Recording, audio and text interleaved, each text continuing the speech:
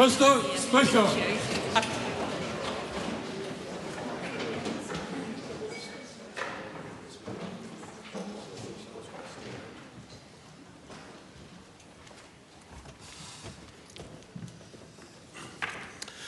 E te atua kaharawa, ka tuku whakamoima te atu mātai mōna karakia ko waihotia mai ki runga i a mātai. Ka wahi o mātai pānga whaiaro katoa ki te taha, ka mihi mātai ki te kingi me te inoi atu, mo te arihitanga i roto o mātai whakaaro-arohanga. Kia mōhio ai, kia whakaeti ai tā mātai whakahaere i ngā take o te wharenei. Mo te oranga, te maungarongo me te aroha o Aotearoa, Āmine.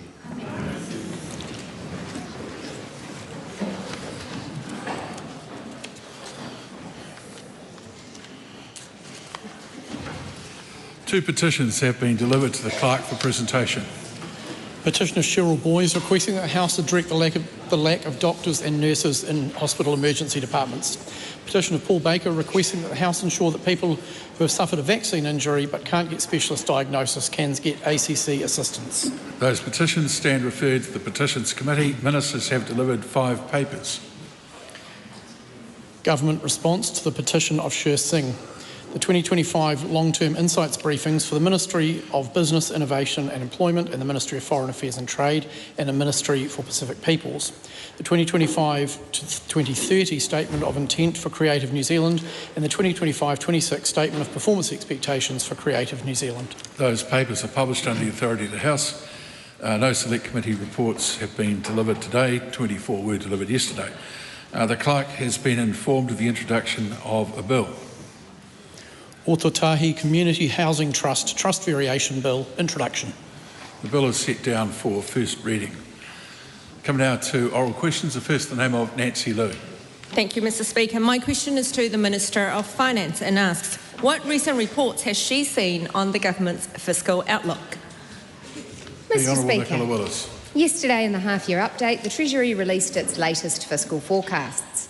These show core Crown expenses steadily reducing to 30.5% of GDP by the end of the forecast period, the Obergall X deficit narrowing, then returning to surplus, and core Crown net debt peaking at 46.9% of GDP before starting to fall.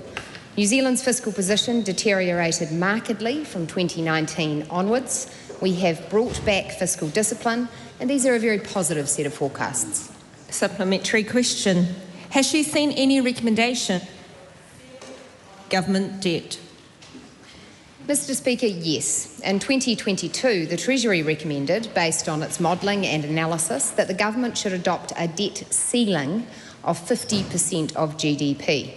This means that the government should keep net core Crown debt below 50% of GDP in normal circumstances and over the long term provide headroom to respond to economic shocks and natural disasters. The previous Labor government agreed with this debt ceiling of 50% of GDP.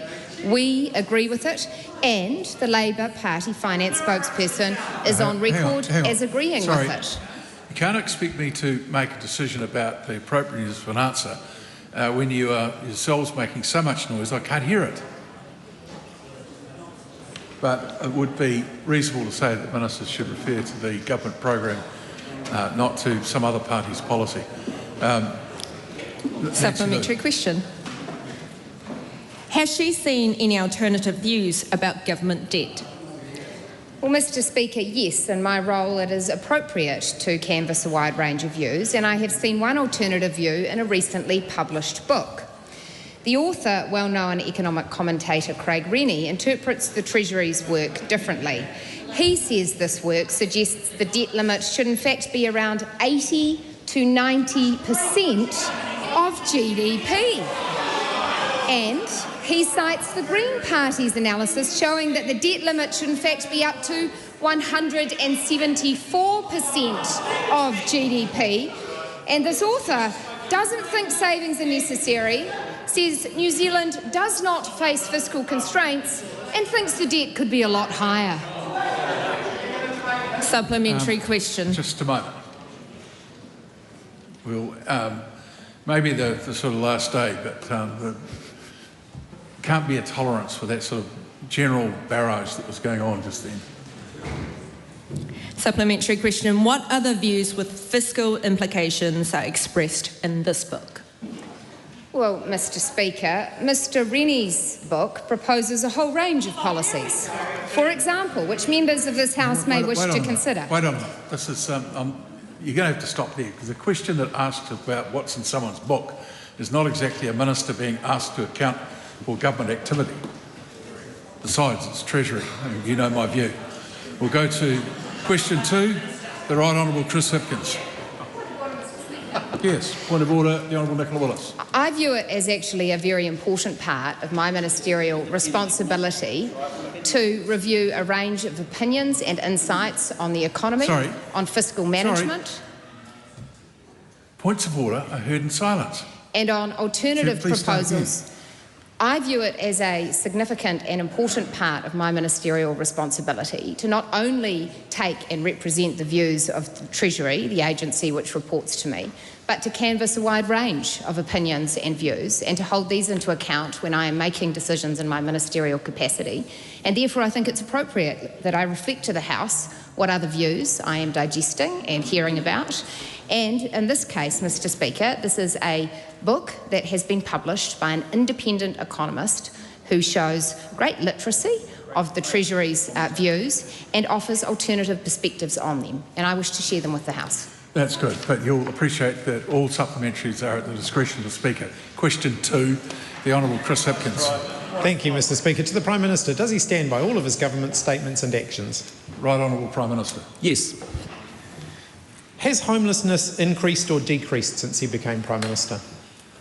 Well, as the member would understand, we don't have a great set of data around homelessness, but what I can assure him on is that we are taking action on it, and you've actually seen us expand 300 more Housing First places. Sorry, not going to have it, okay? It's just reasonable interjection, not constant barrage. Some voices are very easy to detect. Prime Minister. Thank you, Mr. Speaker. As I've said before, we don't have great data on homelessness per se, but what I'd say is that we have worked incredibly hard to make sure that we improve housing affordability. We're seeing that with home ownership, also with people who've been able to rent houses. We've taken 5,000 people off the State House wait list, which is fantastic news. We've taken 3,000 families out of emergency hotel accommodation, and we actually have a very good plan to make sure that we offer up more spaces through Housing First. 300 more places are available. I think there's about $10 million made available for rough sleepers, and importantly, we've also given MSD more discretion to support as well. Hey, that was pitiful. Has unemployment increased or decreased since he became Prime Minister?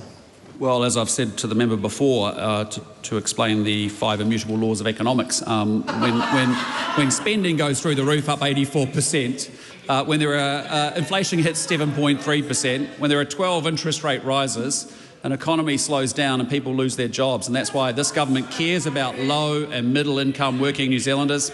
Labor Party used to. I don't know what they do now.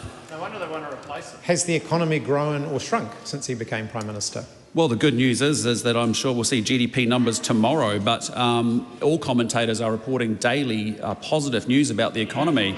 I note today that we actually had some very good news from Westpac about business confidence. Importantly, there's been a very big improvement in business confidence in Auckland, which is what we've been wanting to see, and there's been a series of great results. Supplementary question, the Right Honourable Winston Peters. Can I ask the Prime Minister, has anything happened that was not forecast in the last forecast before the 2023 election when Labor was in power? As the member well knows, there was a very good coalition government formed that's done an exceptionally good job of actually hauling New Zealand out of the economic mess we inherited, and we're making good progress. There's more to do, but it's pretty encouraging stuff. Supplementary, Mr. Speaker. Have household living costs increased or decreased since he became Prime Minister? Well, again, the key thing here is that inflation's gone from 7.3% down to 3%, and that's the single biggest thing that's made a difference to low and middle income working New Zealanders and household expenditure. The other big component part, as the member will be well aware, is interest rates, and unfortunately the previous government ran it up 12 times and we've brought it down 9 times, and that means for an average mortgage holder an extra $10,000 every year, and that's fantastic news. Have race relations in New Zealand improved? Wait. The Right Honourable Winston Peters.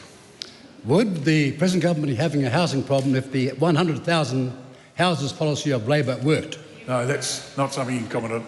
Have race relations in New Zealand improved or worsened since he became Prime Minister? Well, I think there has been some good collaboration between the government and iwi on key topics. If I think about the work on social housing in Tairawhiti, if I think about the work that we've been doing on immunisation rates for under twos, if I think about the work that we've been doing to connect international investors with iwi organisations, it's been important. When will he accept, given homelessness has increased, unemployment has increased, the economy has shrunk, household living costs have increased and race relations has worsened, responsibility for the actions his government has taken in the last 2 years that have made all of those indicators worse? Well, I want to reassure the member that this is a government that takes its responsibilities incredibly seriously. It's a government that cares deeply about lower middle income working New Zealanders, and as a result we don't go stuff the economy and cause the pain and suffering that we've ensued over the last 2 years. Question. Yeah, when you're ready. Thanks very much. You'll be going for it shortly as well. Question number 3, the Honourable Marama Davidson. E te mangai ki te Premier, e tautoko ana ia I ngā kōrero me ngā mahi katoa a tōna kāwanatanga. The Right Honourable Prime Minister. Yes. Does he acknowledge that the half-year economic and fiscal update estimates that unemployment will keep peaking from right now through to March next year? Therefore, will his government front up with more resourcing to stretch community providers who are trying to make sure everyone can access kai for their whānau this Christmas? Well, the way in which we lower unemployment is that we actually get government spending under control, we bring down inflation, we bring down interest rates, we get our economy growing, and that expands employment. The very good news out of Haifu yesterday was that there will be 270,000 new jobs being created. I just want to acknowledge the Minister for Social Development. She's done a brilliant job of making sure that people who are on job seeker benefit are getting job ready for jobs available today and jobs available tomorrow. The question is about to be asked. Will the tight budget his government is choosing for next year, alongside the fall in projected revenue, result in further cuts to community providers who are already unable to keep up with demand? Well, as I've just explained to the member in the answer to my previous question, it's all about driving economic growth. That is how we lift the collective living standards of every single New Zealander. But I can tell you what the answer is not. The answer is not more tax, more spending, more borrowing under a Labor Greens government that caused the mess and actually put lower middle income New Zealanders into a real hole, and we're digging them out of it. How will his government respond to community kai providers who told Chloe Swarbrick and I on Monday that the level of need is so dire for people that it is far beyond the services and support they are able to provide over this Christmas period? By running a great economy and getting it growing. Is he aware that community providers of kai have had to stop advertising their services because they cannot meet demand? What I'm aware of is that many New Zealanders were put into a very difficult situation because of economic mismanagement and vandalism from a Labor Greens government. This is a government working very hard to make sure that there is opportunity being created and growth in our economy. Will his government choose to keep whānau reliant on food banks and charity for kai, or will he ensure everyone has what they need to live with dignity? And that's why we're building an economy so that people can get connected to work, and that's really important.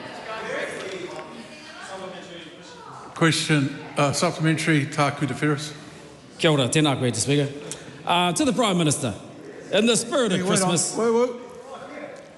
Would all the commentators like to leave the House?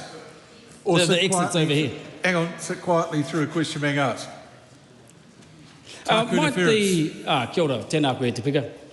To the Prime Minister, might you have an update for the people of Te Tauhi who couldn't make it today on the progress made with Te Herea Nuku today? Sorry? I'm very proud of the progress that we made, and I want to thank the member for being present this morning as well. This is an issue that has sat in New Zealand for a long period of time. It's something that I want to commend the Attorney General around as well as actually the negotiators and Mr Stafford in particular. It's something that we should be very proud of, that it's an issue that's been a long-running issue. It has been resolved. It's required compromise and partnership from both sides, and I think we've got to a great outcome, and I'm very excited about what comes next. That's really the opportunity that the agreement and the resolution today has put in place. Question number 4, Jamie Arbuckle. Thank you, Mr Speaker. To the Minister of Customs, what recent reports has she seen about the increased border protections this summer? The Honourable Casey Costello. Mr Speaker, Customs is well prepared to ensure that travellers move smoothly during our busiest travel season while also protecting our border from threats. On Monday, Customs announced that with over 15,000 kilometres of coastline to monitor, their maritime surveillance and patrols won't be taking any time off. Customs Border Protect program is also urging everyday Kiwis to remain vigilant about our coastlines this summer. Reporting any unusual activity supports Customs' efforts to detect and deter criminal activity. Supplementary.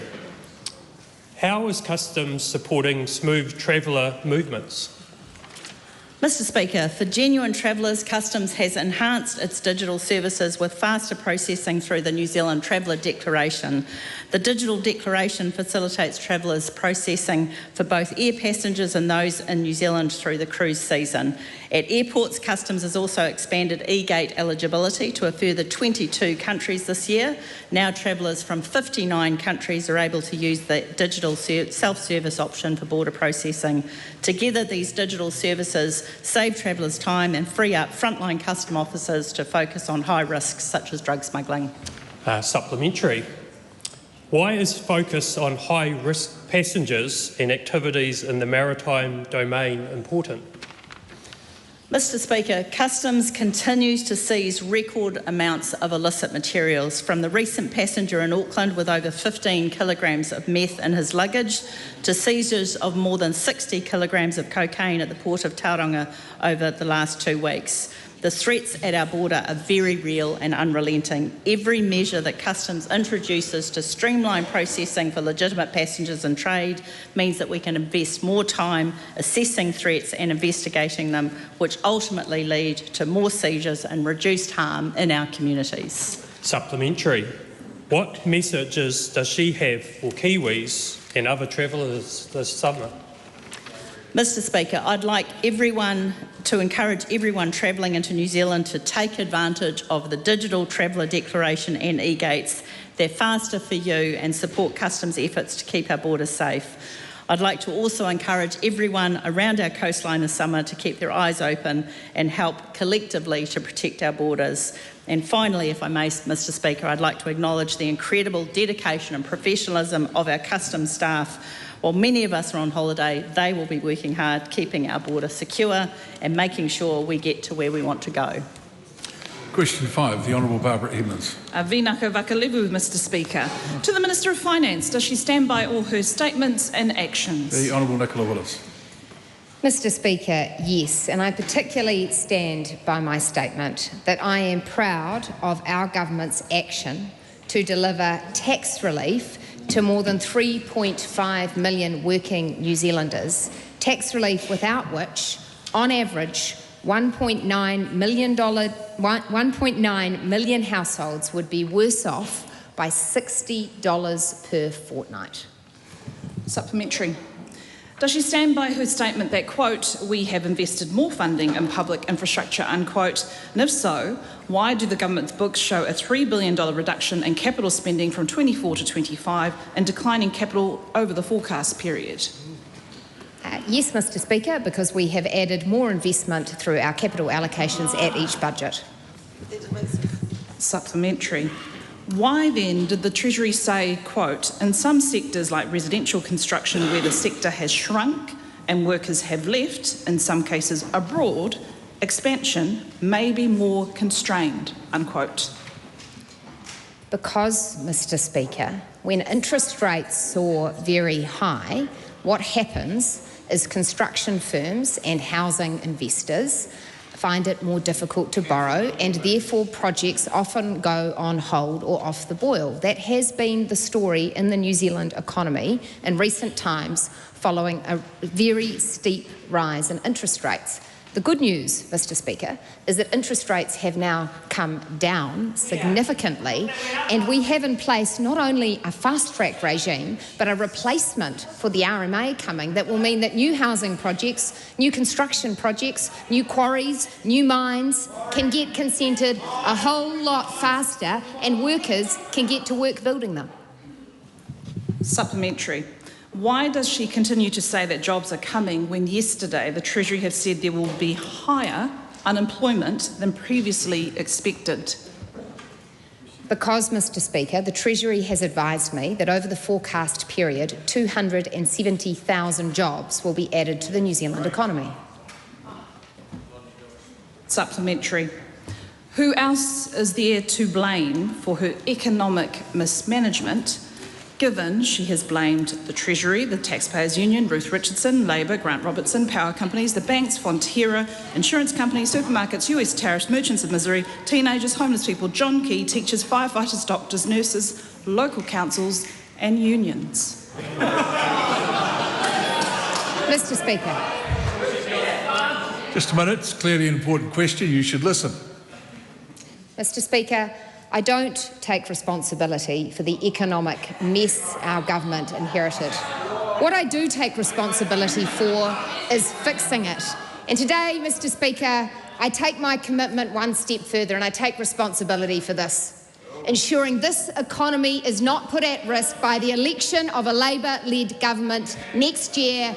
We'll make sure that our economy remains on track to surplus, debt reduction, and that New Zealanders are saved from the ravages of more tax, more borrowing, more red tape, and a step backwards. Question number 6, Dan Bedwar.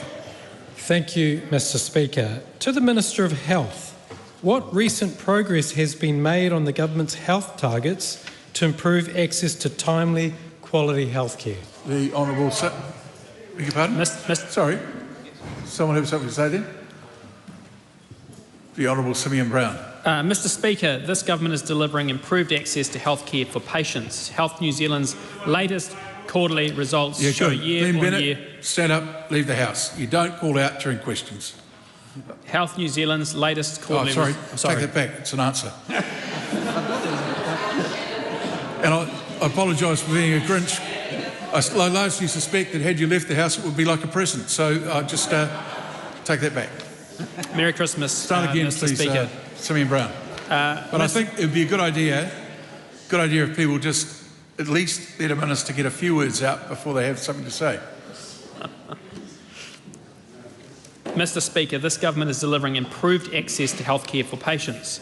Health New Zealand's latest quarterly results show year-on-year improvements across all 5 health targets despite a busy and challenging winter. This means that New Zealanders are getting faster access to cancer treatment, more children are being immunised, and patients are waiting less time for their specialist assessments and elective surgeries. There is clearly more work to do, and too many New Zealanders are still waiting too long for the care that they need. We are continuing, but these results are making a real difference to people's lives and showing what happens when you focus the system on putting patients first. What are patients seeing in wait times for specialist assessments and elective procedures? Well, Mr Speaker, despite union strikes cancelling around 13,500 procedures and appointments between July and September, the percentage of patients being seen within the target timeframe continues to improve.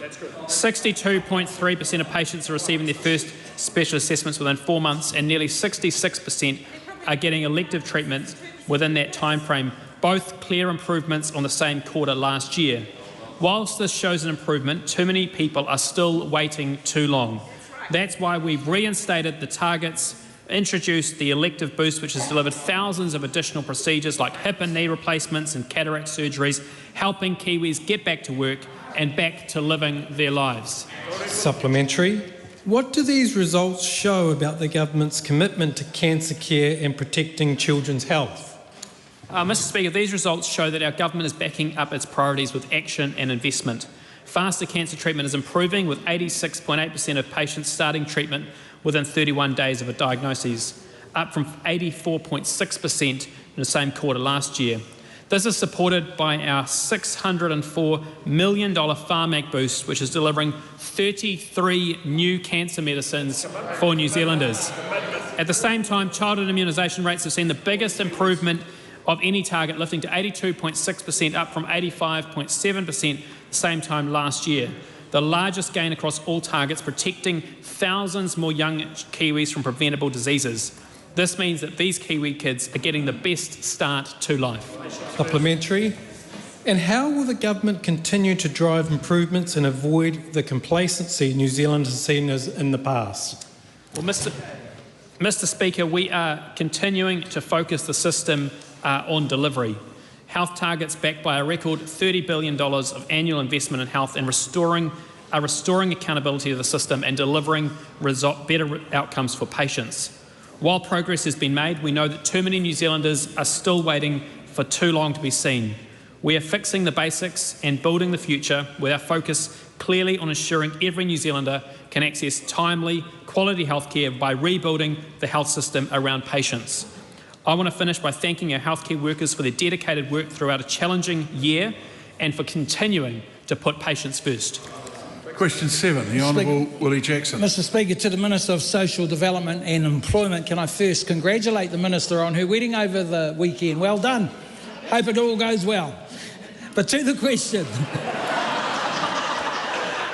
Sincere congratulations to the Minister. But to the question, Minister, does she stand by her statement that I absolutely stand by our target of 50,000 fewer people on the job seeker support by 2030? If so, why? Mr. Speaker, yes, absolutely. Our government inherited an economic mess where close to 190,000 people were on the job seeker support when businesses around the country were desperate for staff. Our government is ambitious for all New Zealanders, so we're fixing the basics and building a welfare system focused on utilising the talent of our people. We're proactively supporting those who can work to get off welfare and into work, and more than 83,000 people exited a main benefit for work in the year ending November 25. Mr. Speaker, we've always acknowledged that many Kiwis have been finding things tough, which is why we're building the future and helping people get into work. Mr. Speaker, to the Minister, is the Treasury wrong then when it forecasts job seeker numbers to be 200,000 by 2030, as shown in yesterday's half-year economic update? And if so, why? Well, Mr. Speaker, we do know that the half-year fiscal update forecast unemployment to be where we expected it would be in January next year. But the other thing that it did say, it had some really positive stories about economic growth and opportunities, and also reinforced the 270,000 jobs that will be with us shortly.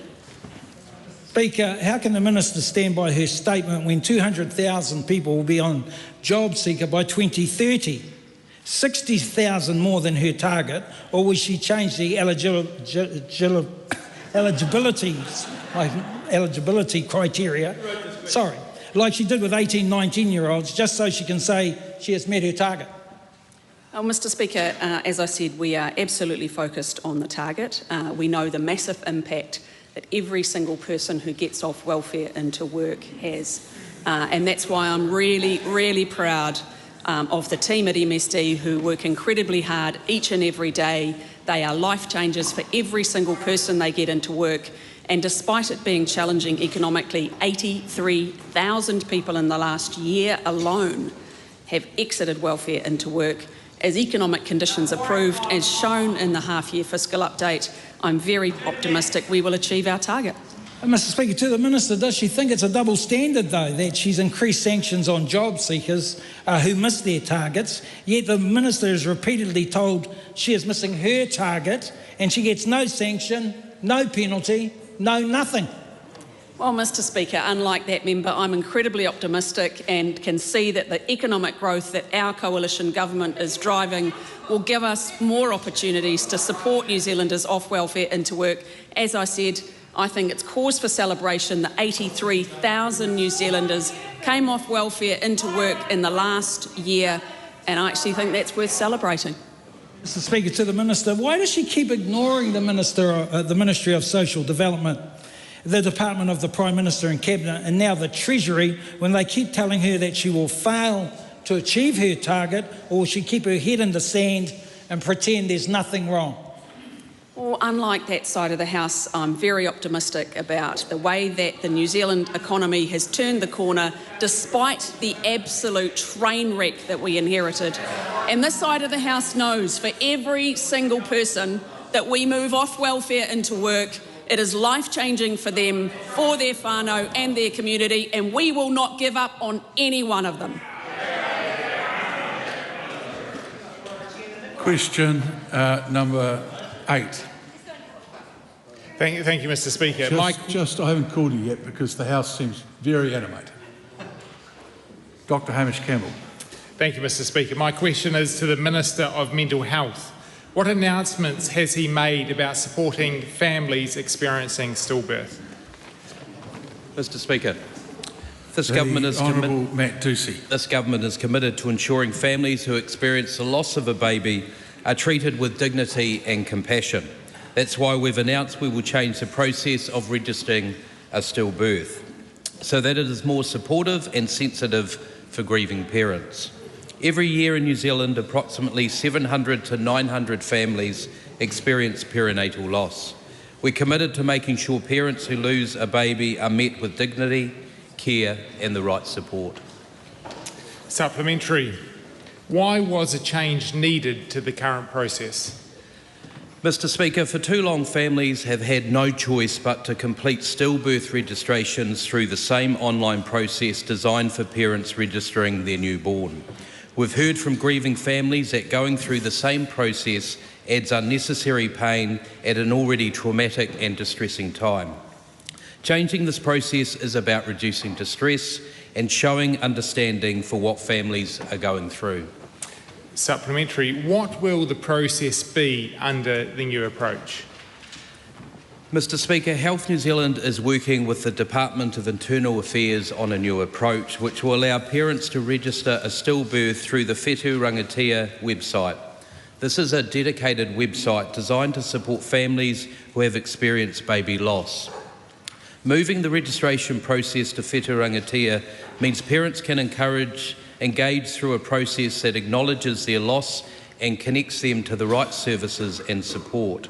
Health New Zealand will fund the technical and service changes needed to make this happen, ensuring the process is sensitive, streamlined and aligned with the guidance already available on Whetū Rangitia. Supplementary. What responses has he seen from families impacted by stillbirth? Mr. Speaker, some of the messages from families impacted by stillbirth that I've seen have been both heartbreaking and deeply encouraging. Sharma said, "This is a much needed change. I was pregnant with twin boys and one passed in utero. It was heartbreaking and so hard to follow the same steps to register the birth of both my boys in the same process, even though one boy was alive and one wasn't." And Lily said, "This is a really positive step in the right direction. And Whetū Rangitia is such a great idea. It's an amazing resource for bereaved parents." Mr. Speaker, this is a simple change, but it's a meaningful way to reduce distress and show compassion during one of the most difficult times in someone's life. Question number 9, Priyanka Radhakrishnan. Oh, sorry, supplementary. My apologies, Paramino Kapakegi. Thank you.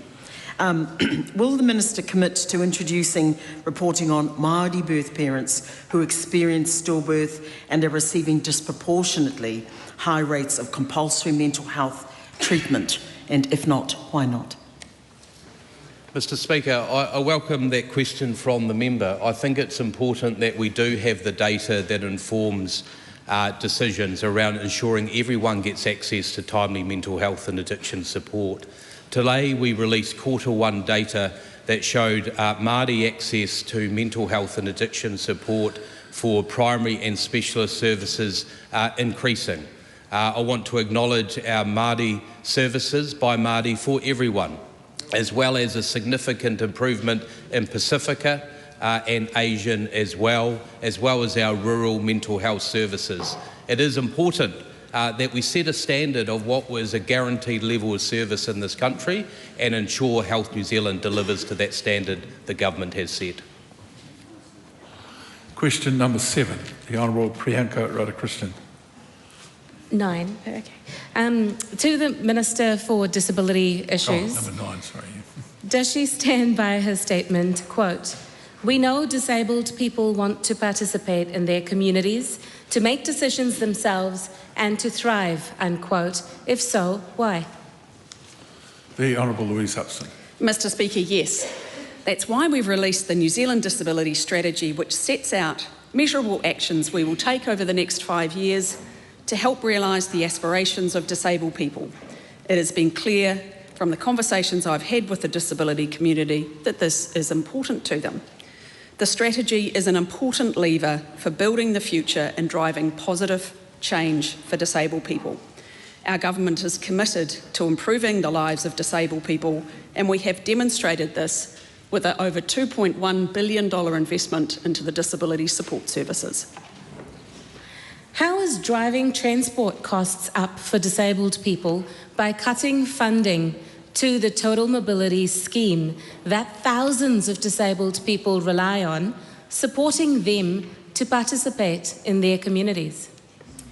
Mr Speaker, it's hard to cut funding when it wasn't appropriated in the first place, and what this government has inherited is yet another mess of uncontrolled spending with a fiscal cliff.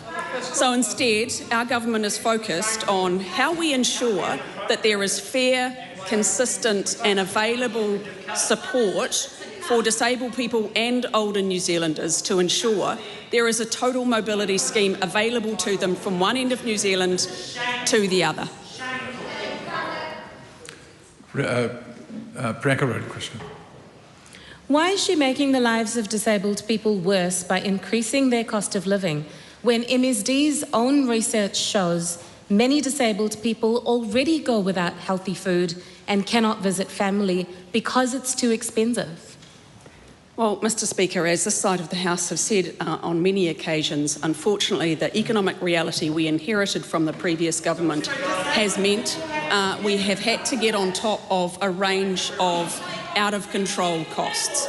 And part of what we have focused on very, very deliberately in our support for disabled people is having fair, consistent, transparent and reliable services. And as I said, that's why we have invested $2.1 billion into disability support services to improve the support they get. And from February next year, it will also enable greater choice and control into the way that they are able to support and ensure that their services are delivered the way they choose. Is disability advocate Peter Brook wrong when he says that her changes are, quote, cost-cutting to shift the burden onto the poorest and most marginalised people in our society, unquote? Mr Speaker, no. And I would note that in September 2023, a mere months after that member, when she was Minister, announced the increase in the subsidy to 75%, the then Minister of Transport, David Parker, telling media outlets that his ministry was undertaking a review of total mobility, including investigating affordability. So it would have been really helpful if when that member was in charge, she had actually budgeted, put the money aside and not given empty promises to disabled people. The Honourable Chris Bishop.